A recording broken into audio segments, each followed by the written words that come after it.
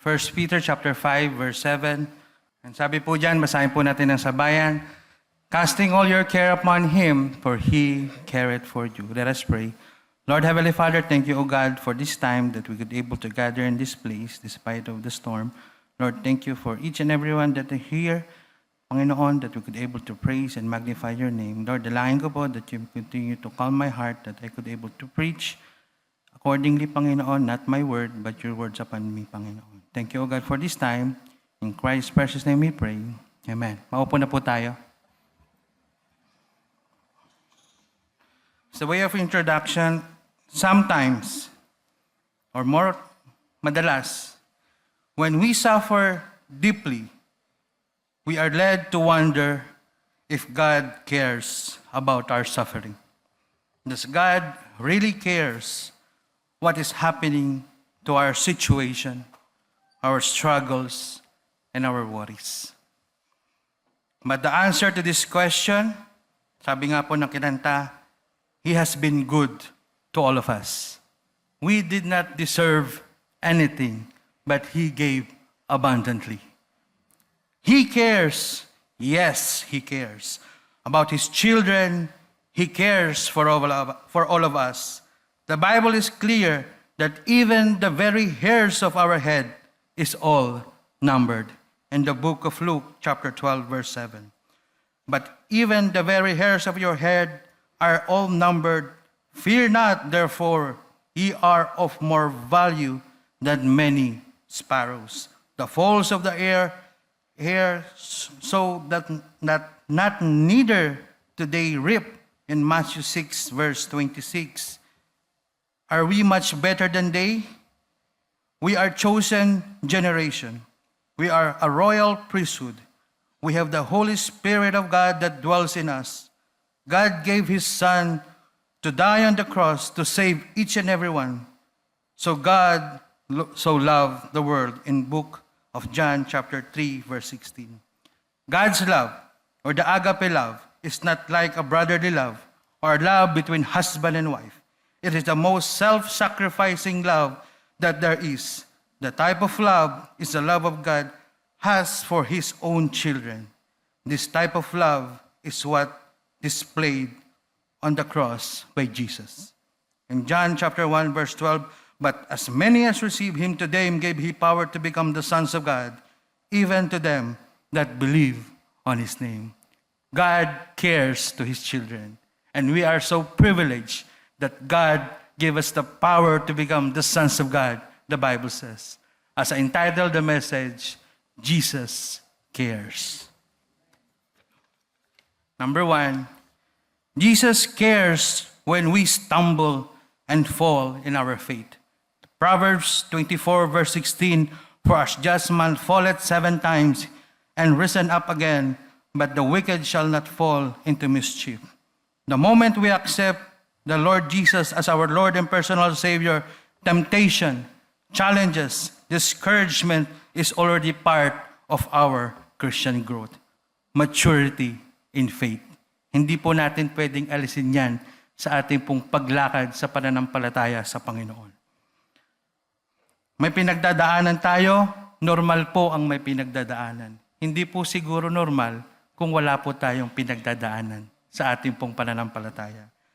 Let us ask God and be open to Him and ask without reservation.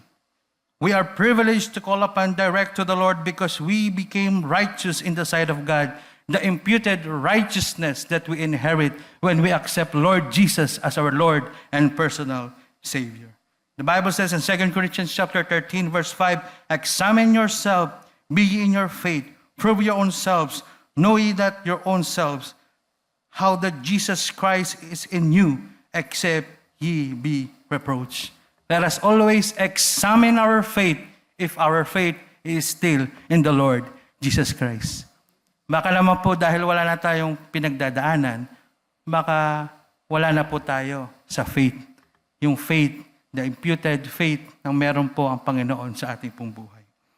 The Bible says in Hebrews chapter 12, verse 6 and 8, for whom the Lord loveth, He chasteneth, and scourge every son whom receiveth. Verse 7, if you endure chastening, God dealeth with you as His own sons. For what son is he whom the Father chasteneth not? But if ye be without chastisement whereof all the partakers, then ye bastards and not sons. Furthermore, we have had fathers in our flesh which corrected us and gave themselves. Shall we not much there be in subjection unto the Father of the Spirit and live? For the whom the Lord loveth, He corrected it. Baka po yung ating pong struggles o yung ating po pinagdadaanan, paalala ng Panginoon na kinokorek po tayo sa mga bagay na hindi po malugod sa Kanya pong harapan.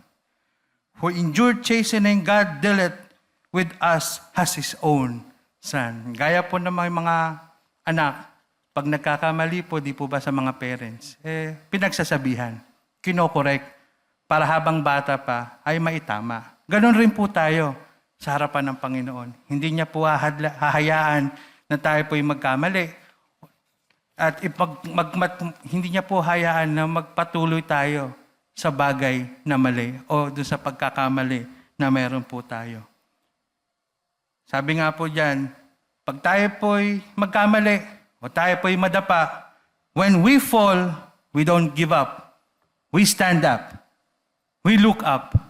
We look back. We move forward. We continue the journey of faith. We praise God. Because Jesus cares. Number 2, Jesus cares and He knows what we are going through. The Bible says in 1 Corinthians chapter 10, verse 13, there hath no temptation taken you, but such is common to man.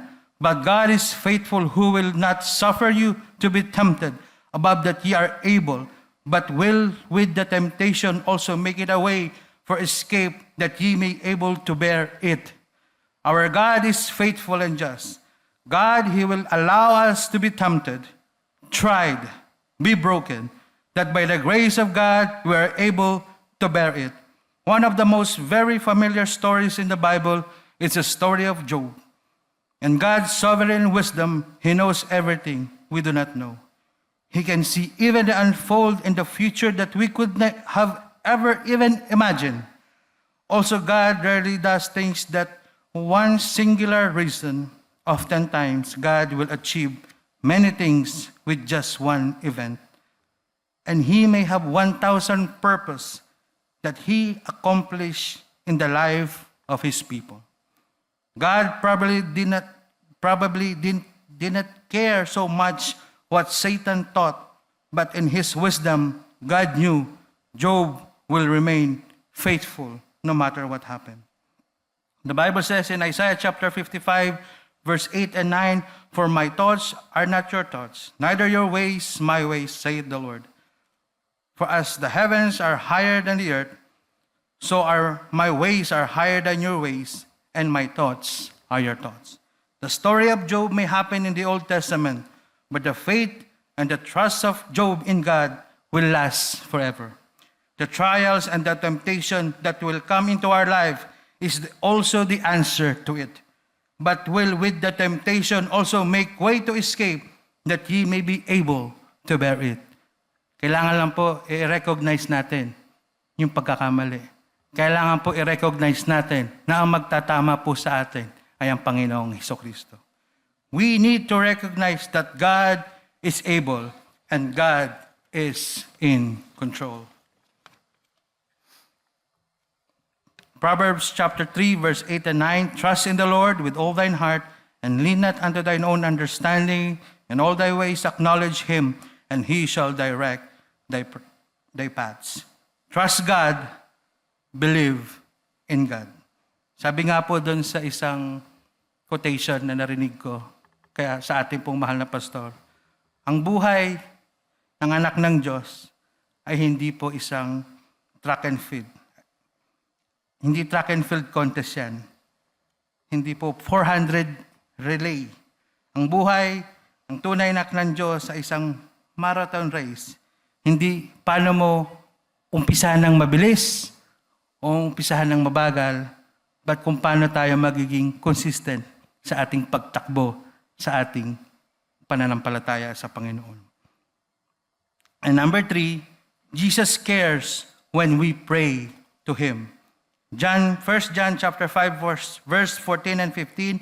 And this is the confidence that we have in him, that if we ask anything according to his will, he heareth us. And he knoweth that he hear us whatsoever we ask, and we know that we have the petition that we desired on him. Why should we pray? To recognize God as the sovereign Lord, to acknowledge that our need and full dependence upon God, to report to God what we have accomplished for the whole day. How to have an effective prayer? Number 1, pray sincerely. Number 2, confess our faults. And number 3, pray with faith. As I conclude, sabi nga po nung kanta, He cares when you stumble in the heat of the day. He cares when you're burdened and too weary to pray. He cares when you fail Him, when your feet go astray. Jesus cares. Maraming pong salamat, Solid Glory.